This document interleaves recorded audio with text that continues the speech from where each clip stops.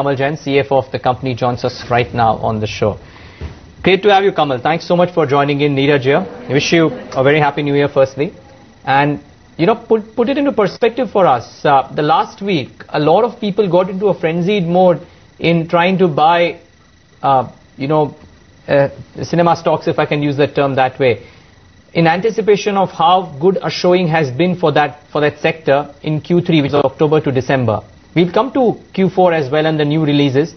But tell us, now that the quarter is over, how was Q3, occupancy, footfalls, and the F&B revenues? How have they been?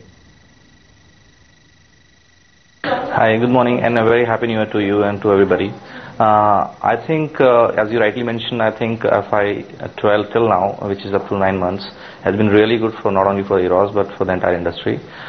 Specifically for Eros, if I have to say, we had quite mega releases in this particular 9 months, and specifically to name few of them, we had Ravan, Rockstar, Desi Boy, we had Zindagi Na Milegi Dobara, Ready, Murder 2, and so on and so forth. So we had many releases, and to name the success of these films, I would say, I think out of top 10 films during the first 9 months what released, I guess 5 belongs to Eros. So this is the kind of consistent result, or the consistent performance is what we have given, not only in this year, but if you look at in the last 4-5 years, the top 10 grossers of all these years, almost 4 to 5 films belong to Eros. So I think it is not owing to that it's because of the kind of robust business model what we have and the way we operate. Basically, we have a good, huge catalog of films, about 1100 films, and a systematic approach towards the business, and we have that's the reason that we have been able to do a good in terms of the business model this particular year. Now talking about this particular quarter, which is Q3, I think we are very much in line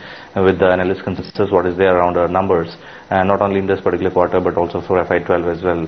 I think we are looking at somewhere in the range of about 30% over last year in terms of top line as well as bottom line growth as far as this year is concerned.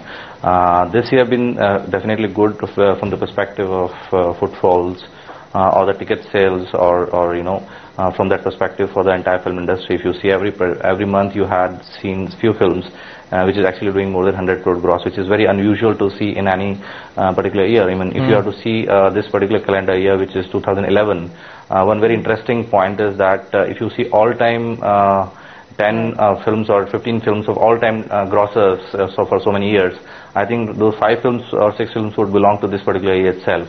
So which shows that this particular year was definitely good for the entire film and entertainment sector, and specifically for Eros, because most of those films belong to us, So I think we're pretty happy with the performance for the year gone by, and we're very hopeful for the coming year as well.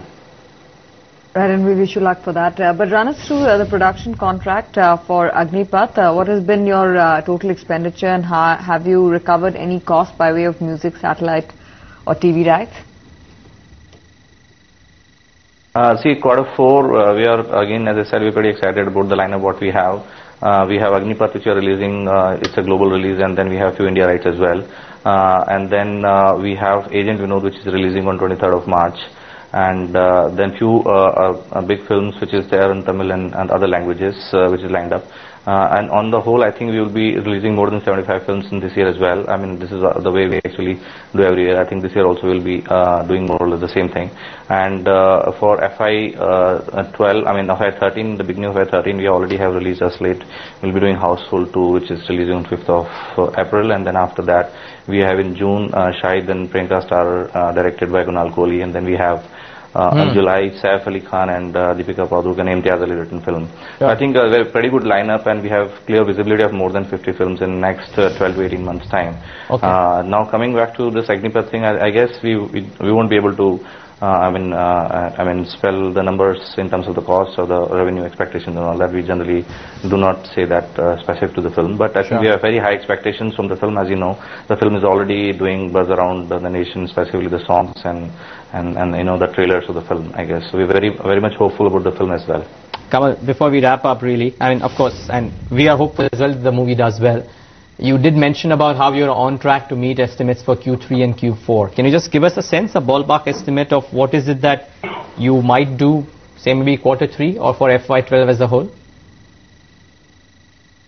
As I mentioned that I think we're pretty much in line with the consensus. So I guess I have to say about 30% over last year. So I think last year we did a number of 700 crores on top line.